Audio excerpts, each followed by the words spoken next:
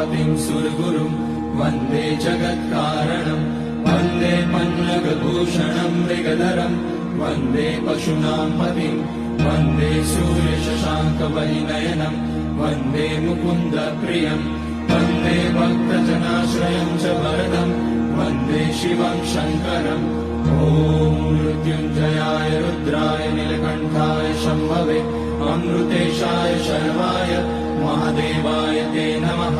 नमस्तेऽस्तु भगवन् विश्वेश्वराय महादेवाय त्र्यम्बकाय त्रिपुरान्तकाय त्रिकाग्निकालाय कालाग्निरुद्राय नीलकण्ठाय मृत्युञ्जयाय सर्वेश्वराय सदाशिवाय श्रीमान् महादेवाय नमः। ॐ नमः शम्भवाय च मयोभवाय च नमः शङ्कराय च मय